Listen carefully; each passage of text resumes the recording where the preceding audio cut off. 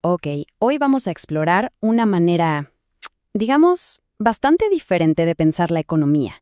Una que no arranca con números ni con gráficos complicados, sino con algo mucho más básico, más fundamental, las personas y, bueno, lo que quieren lograr. Y todo arranca con una pregunta que, de verdad, es la que marca la cancha. ¿La economía es una ciencia como, no sé, la física, con leyes que no cambian y que nos permiten predecir todo?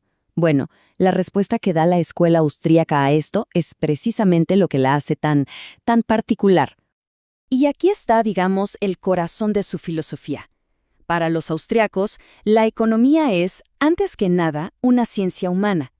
Es que es imposible entender un mercado si no se entiende lo que la gente cree, lo que planea, lo que busca. La palabra clave aquí es esa, intencionalidad.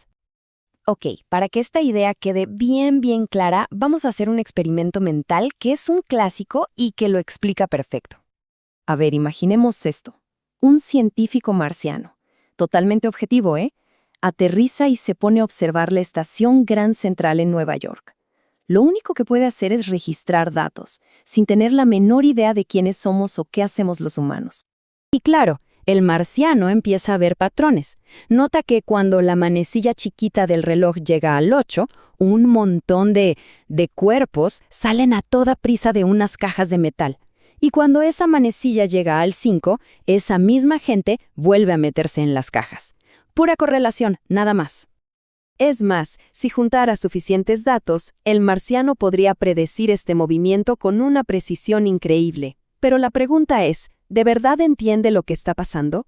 ¿Sabe qué pasa? Sí, pero no tiene ni la más remota idea de por qué pasa. Y ese es el punto clave de todo esto. Para llegar a comprender, le faltaría saber del propósito humano, que la gente va a trabajar, que tiene empleos, planes para la noche, metas, vaya, que tiene una vida. Sin entender esa intención, todos esos datos son puro ruido. Y esto es justamente lo que la escuela austríaca pone en el mismísimo centro de su análisis.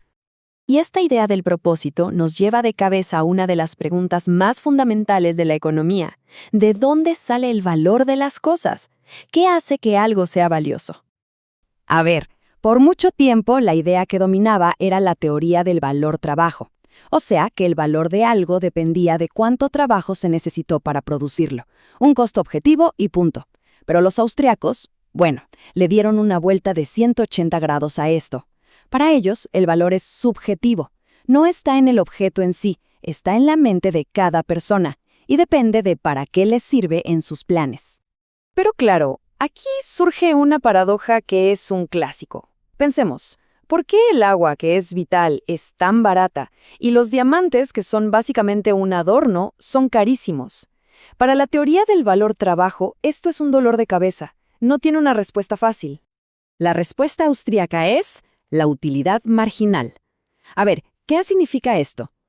Que no valoramos toda el agua del mundo. Valoramos la siguiente unidad que tenemos a la mano. Si una persona está perdida en el desierto, el primer vaso de agua vale más que todo el oro del mundo, ¿cierto? Pero si está en su casa con agua de sobra, el vaso número 1000, pues no vale casi nada. Con los diamantes es al revés. Como son tan escasos, cada diamante adicional sigue siendo súper valioso. Todo es cuestión de contexto y de la necesidad del momento. Ok, esto nos mete en la siguiente gran pregunta. Si el valor es subjetivo y las decisiones están en la cabeza de cada persona, ¿cómo es posible que una economía con millones de personas se coordine? ¿Cómo funciona todo sin que haya un director de orquesta diciéndole a cada uno qué hacer? Para explicarlo, los austríacos usan una analogía genial, la del camino en la nieve. Pensemos en un campo nevado. Nadie se sentó a diseñar un sendero. Simplemente, la primera persona que cruzó buscó el camino más fácil, la segunda siguió sus huellas, y la tercera, y así sucesivamente. Al final, se forma un camino súper útil para todos. Ese camino es un orden que surgió de la acción de muchos, pero que nadie planeó. A esto le llaman orden espontáneo. Y partiendo de esta idea, el economista Friedrich Hayek formuló lo que llamó el problema del conocimiento. Lo que él dijo es que la información para que una economía funcione no está guardada en una supercomputadora central. No, está totalmente dispersa, en la mente de millones de personas. Es conocimiento local, muy específico, y muchas veces es tácito. ¿Qué es tácito? Es eso que sabemos hacer pero que nos cuesta un montón explicar con palabras, como el talento de un buen cocinero o un artesano. Entonces, si todo ese conocimiento está tan regado por ahí, ¿cómo se comunica? La respuesta, a través de los precios. Hayek usó un ejemplo famoso, el del estaño. Imaginemos que el precio del estaño sube de golpe. Un fabricante de latas no necesita saber el por qué. Le da igual si una mina en otro continente se derrumbó o si hay una nueva demanda para un producto tecnológico. El precio más alto, por sí solo, es una señal clarísima que le dice, oye, usa menos estaño o busca una alternativa. Y esa simple señal, ese número, coordina las acciones de millones de personas en todo el planeta, sin que se conozcan entre sí. Es como un sistema de comunicación súper eficiente. Muy bien, ahora vamos a meternos en un tema un poco más denso, pero fascinante. Los ciclos económicos. ¿Por qué las economías de repente crecen un montón y luego se desploman? Los austríacos tienen una explicación muy particular para esto. Pero antes necesitamos entender un concepto clave, la producción indirecta o en etapas. Pensemos en esto. En lugar de ir a pescar con las manos, primero dedicamos tiempo a fabricar una red o una caña de pescar. Esas son bienes de capital. El chiste es que primero creamos las herramientas para después producir lo que queremos consumir de una forma mucho más eficiente. El punto crucial aquí, y esto es muy importante, es que este proceso lleva tiempo. La analogía de la aldea pesquera lo explica de maravilla. Imaginemos una aldea. Un día deciden no salir a pescar, o sea, sacrifican el pescado que podrían comer hoy. En lugar de eso, usan ese tiempo y ese esfuerzo para construir una gran red. Eso es una inversión de capital. ¿El resultado? A partir del día siguiente, con la red pescan muchísimo más que antes, todos los días. Sacrificaron consumo hoy para tener un futuro mucho más próspero. Bueno, aquí es donde todo se conecta.